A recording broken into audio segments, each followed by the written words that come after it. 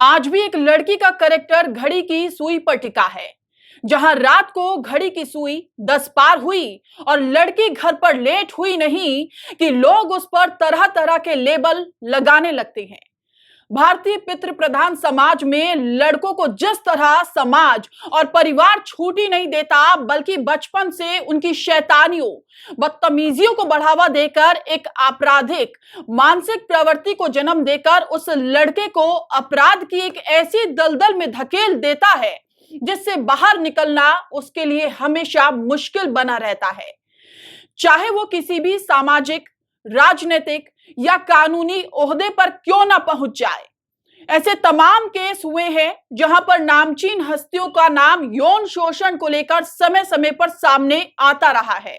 समाज लड़कियों को केवल सीता के रूप में देखना चाहता है, जिसकी अग्नि परीक्षा उसके जन्म से शुरू होकर मृत्यु तक चलती है। बेटी बचाओ बेटी पढ़ाओ, लड़की हूं लड़ सकती हूं जैसे नारे सुनकर ही लड़कियां खुश हो जाती हैं, लेकिन असल होता कुछ नहीं। देश की पहलवान बेटियां पिछले 3 महीनों से अपने सम्मान की ही नहीं, बल्कि वो पूरे महिला समाज के सम्मान की लड़ाई लड़ रही हैं। लड़की के लिए अपने सम्मान की खुले में पब्लिकली बात करना ही भारतीय समाज में टैबू माना जाता है। इन पहलवान लड़कियों की हिम्मत की दाद देनी चाहिए कि वो इस मुश्किल दंगल में इतने बड़े और असरदार प्रतिद्वंदी के खिलाफ अकेली कूद पड़ी।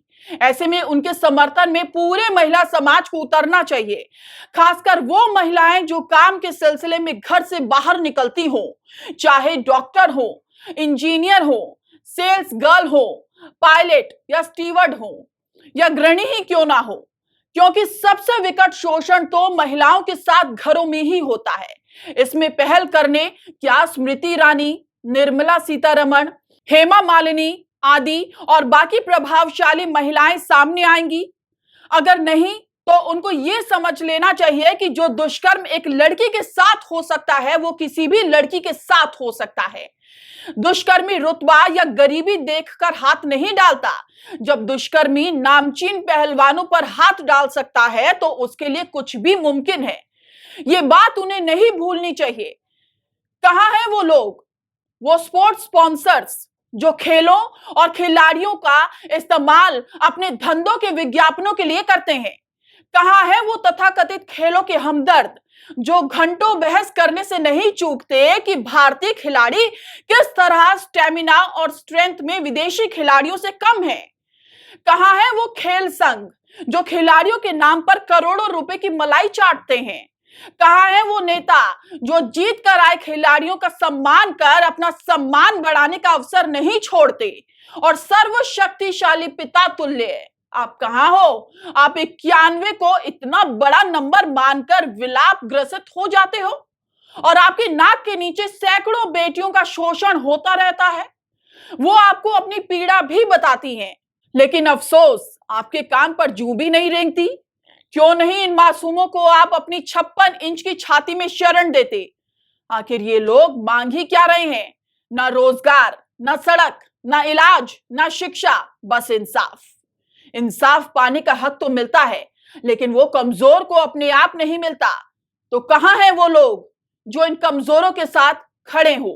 कहां हैं? यहाँ पे कानून ये है कि रिपोर्ट के बाद में गिरफ्तारी होगी तो गिरफ्तारी हो, अगर ये है कि नहीं होगी तो आज के बाद में फिर सरकार ये हल्फनामा दे दे कि रिपोर्ट के बाद में किसी गिरफ्तारी नहीं होगी तो हमको कोई दिक्कत नहीं है। देश का दुर्भाग्य है कि ऐसा प्रजातंत्र, देश के अंदर ऐसा लोकतांत्रिक तरीका है कि यहाँ पर जब इन खिलाड़ियों का जो जिनके अंतर्राष्ट्रीय लेवल पर पहचान है उनकी सुनवाई नहीं हो रही तो आम नागरिक और आम महिला की सुनवाई क्या होगी? सरकार ने अहंकार का प्रश्न बना लिया।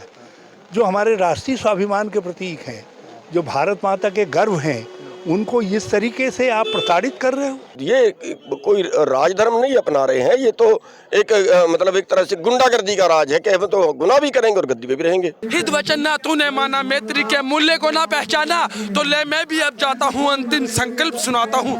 अब याचना नहीं रण होगा, जीवन जय या के मरण होगा। आम आदमी के लिए अलग कानून है और एक रसूखदार आदमी के लिए, पावरफुल आदमी के लिए अलग कानून है। पॉस को एक एक्ट लग गया, 2 FIR हो गए, उसके बाद भी गिरफ्तारी तो दूर, अभी तक पूछताछ भी शुरू नहीं हुई। सच्चाई ये है कि ये चुनाववादी हैं, ये चुनाववादी हैं, इन्हें सिर्फ चुनाव ही की भूख है। ये देख लो तुम, ये सारे साल चुनाव में लगे रहते हैं, इन्हें देश का कोई ज्ञान नहीं है। तो ये तो मोदी जी को सोचना चाहिए भाई, सुनवाई ठीक ढंग से हो और पहलवानों को न्याय मिले।